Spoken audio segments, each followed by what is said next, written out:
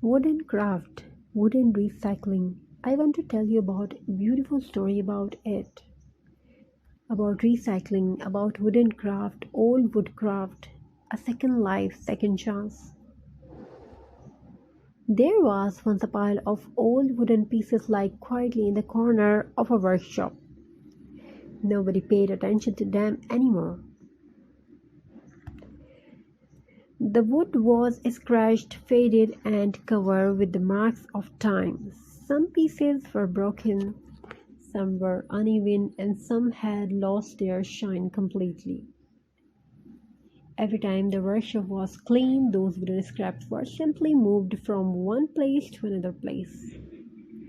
Maybe it's time to throw them away, someone thought, but somehow they were never thrown away.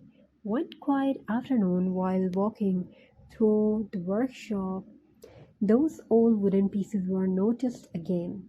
And this time, instead of seeing something useless, there was a different thought. What if this old wood could become something beautiful again? And that one little question was enough to give it a second chance. So today we are going to take old wood that might otherwise become waste and transform it into something creative, useful, and beautiful. But this craft is about more than wood. It is also about slowing down, about taking a breath, about giving your mind a peaceful place to rest, and perhaps most importantly, about remembering the beautiful things do not always have to begin perfectly. Let's start. Take your old wooden pieces and place them gently in your workspace. Before cutting and shaping, take a moment to look at the wood. Notice its texture, notice the green patterns running through it. Notice the scratches, the dents, the faded color that shows it has already lived a long life. There's something deeply beautiful about that. New wood may look perfect, but old wood carries history. And now we are about to give that story another chapter. Start by cleaning and shaping the wood into useless pieces. You can keep the natural edges, the rough textures, and the unique imperfection. Don't worry, every piece is not exactly the same. Sometimes the most beautiful handmade design come from irregular shapes as you work. Try not to rush. Crafting can become a small mindful moment in a busy day. Instead of thinking about everything you need to do, let your focus on what your hands are doing right now. Feel the wood. Listen to the soft sound of standing or shaping.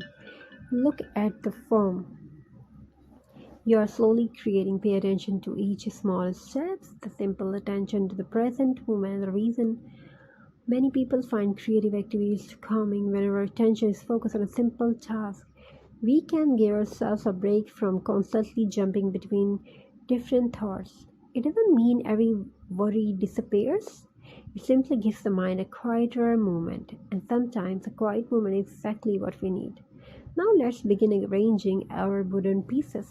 Try one layout, move it, try another, maybe place a dark tone piece beside a lighter one, perhaps create a small shelf, a wall art design, a decorative frame, or an abstract structure, wall hanging decoration. There is no single correct answer. Your imagination is allowed to lead. And if you make a mistake, that's okay. Adjust the piece. Try again. There is one of the most beautiful lessons of crafting. You can change your mind. You can start again. You can turn a mistake into part of the design, and life can be like that too. Sometimes we look at something that didn't go according to plan and immediately call it a failure. But maybe it's simply unfinished design. Maybe there is another way forward. Maybe the next small step will change everything. Now let's start joining in our wooden pieces. Slowly, separate pieces began becoming one structure. There is where the old wood starts to look completely different. What once looked like waste is becoming something with purpose. And while we work, let's think about creativity and support healthy mindfulness. Crafting gives us something really to focus on instead of only thinking we are doing. We are observing, we are choosing, we are creating, and that combination can encourage us to stay connected and the present moment. Even a few minutes of peaceful creative activity can become a beautiful break from a busy routine. You don't need to make a masterpiece, you don't need to be an expert, you don't even need expensive tools. Sometimes old wood and a little imagination are enough. Now let's add some details, maybe a coat of polish, maybe some points to highlight the grain, perhaps your mental hooks, rope, decorative elements. Use whatever you already have. There is where recycling becomes especially powerful. Instead of buying something new, we are giving old materials another purpose. A broken wooden plank can become a shelf, a small scraps can become a decorative piece, a leftover block can become a stand for a holder. Sometimes they seem too small to matter can become the details that makes the whole project special. And isn't that a beautiful thought? Small things matter, a small idea matters, a small act of creativity matter, a few minutes of focus matter, one small positive habit can become part of a much bigger change. So understand the little things you do today. Now take another look at your projects. Perhaps it doesn't look perfect yet, that's completely fine. Handmade work has its own character.